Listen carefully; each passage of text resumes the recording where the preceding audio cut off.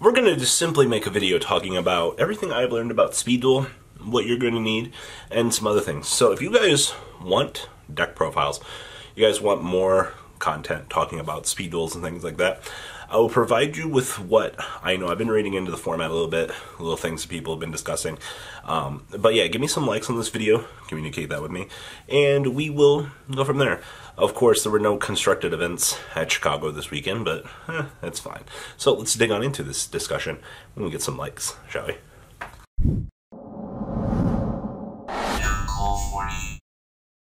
Alright, Speed Duel format. See these?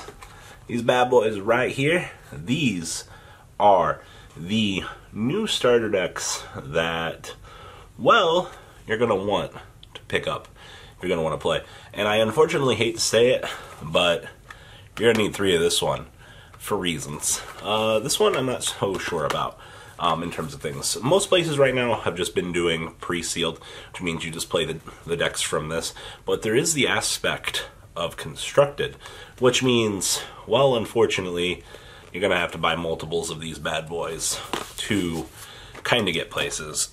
So, you buy your decks, you got to understand that the format is 4,000 life points, 20 to 30 card decks, up to 5 cards in the extra deck. All the standard Yu-Gi-Oh stuff that we've all kind of know and love. Now, there are already mistakes in the format.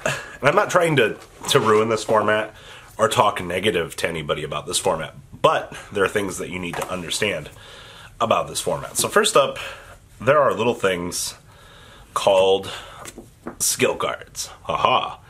On the flip side of, basically this is your deck master. You have a skill that you can activate at X time, and you get the chance to flip it over, per se. But we've reached an impasse because right now most people are in agreement that Blue Eyes is the best deck. So your skill card for Eel Kaiba is once per duel you can use one of the following effects.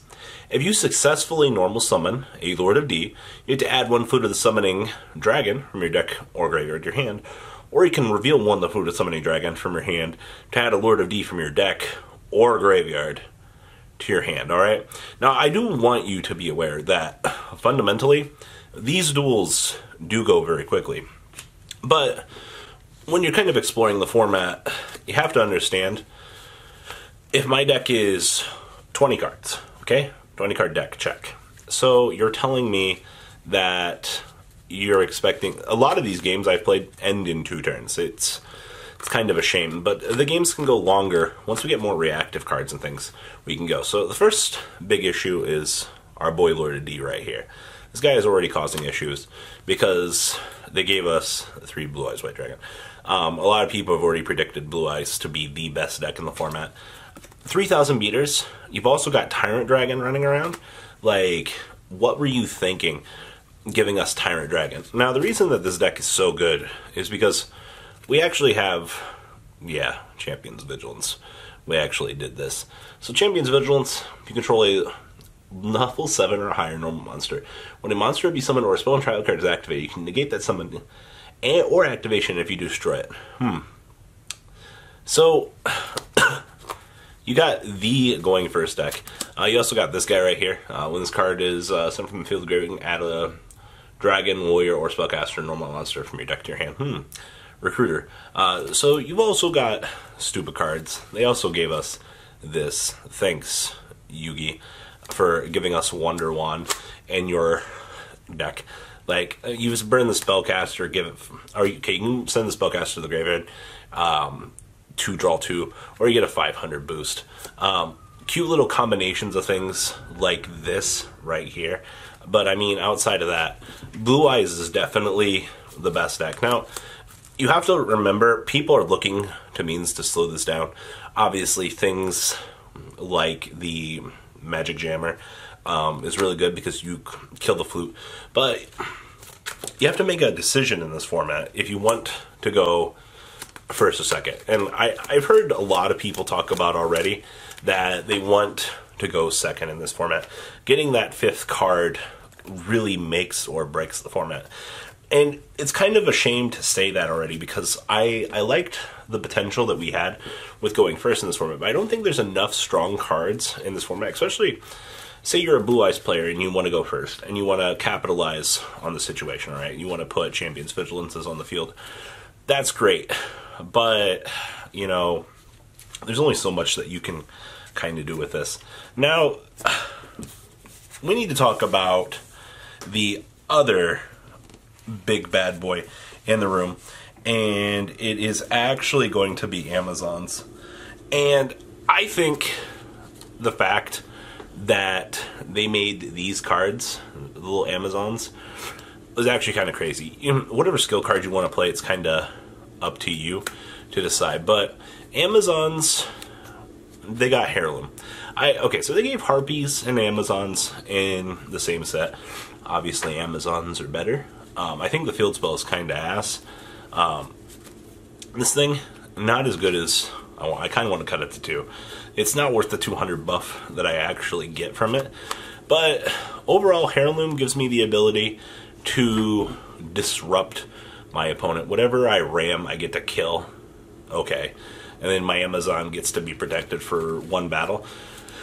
Depending on your attack points, I mean, you don't stand at a very good position, and it's kind of disappointing, because I like what Amazons have. Like, toolbox wise, they're great, don't get me wrong.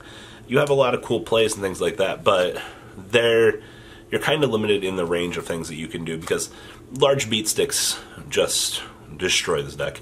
Right now I'm using the Destiny draw skill just to kind of get a Heirloom if I get attacked directly. But those are all things I can cover in deck profiles later. Now, I want to talk about tunes. Now, I'm going to be honest with you guys, I don't even know how this deck is good.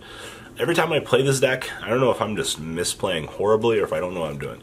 So, we do play the Maximilian Pegasus, start with Toon World on the field, alright? That's cute. I tried a couple builds that I saw some people do, and I understand the tempo that you get with this. But if your opponent comes out of the floodgate and starts disrupting you right away, you're going to have a bad time playing tunes. I mean, you get 3 tune tables, you get Mimikats, you know, you just need more defensive power, which brings me to why you are going to need 3 of these decks. This is Windstorm of Antiqua. I've been buying extra copies of these for Speed Duel format. I think that this is one of the best cards available, if not the best card. So it's changed the battle positions of all face monsters your opponent controls.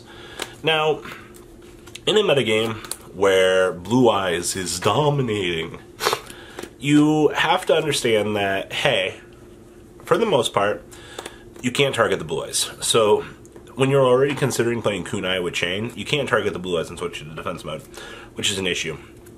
Windstorm gives you the ability to shift monsters on the field and not have to worry about them anymore. It's non-targeting, it's a trap card. It's okay. I mean, the biggest spell trap removal we have in the format is Wild Tornado. I mean, Wild Tornado is a very good card. If the Amazon pops it while it's face down, you get to destroy something on the field. That's really good. But at this very point in time, Windstorm is the best defensive card that the format has. Now, in terms of the overall metagame, the way that it's looking right now, I think Blue Eyes is the best deck.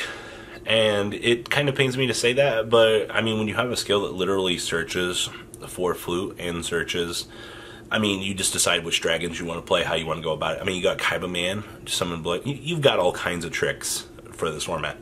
I think Amazons are a good second place. I think what Amazons can do are great. I haven't figured out Pegasus, so I don't know what's going on here. I've heard a lot of great things about Gravekeepers, actually. I'm not exactly sure kind of what's going on there. Obviously, maintaining tempo and things like that with the deck is really what you want to do. Substituting Necro Valley is great. Dark Magician isn't a good deck, period, at the moment. Ririoku is a good card, though. I do want to see where people explore this format, though, because there are good things like Ririoku or Roku to target a monster. You've got broken things like Shard of Greed. If the format slows down enough that we could abuse Shard of Greed to draw cards, oh my god, I would be very impressed. Outside of that, looking at this list, Of course, Kaiba's skills beatdown is broken. Harpy's could potentially become good at some point. Joey's deck gives you Kunai with Chain, which is already broken and in its own pace. But outside of that, those are my initial thoughts right now. Amazons and Blue Eyes are running the current format until Booster Set 1 drops. I am looking forward. If you guys want the deck profiles and the stuff, like I said, give me some likes on this video. We will produce said content. I'm actually kind of looking forward to seeing where this format goes in the future. And I'm going to continue to keep beating up these Windstorm of Antiquas because I think that card is actually crazy when they're $1 a piece. Seems good. Alright guys, thanks for watching. I'm out. Peace. The ride never, well, truly ends. Thank you, patrons. Without you guys, I don't know what I'd be wearing in these videos. I might be a Truffle Shuffle incident all over again. Guys, please also check out Vanquil40 for some awesome Vanguard content. Some other interesting stuff you might find up here on the left or in the description as well. Thanks for watching.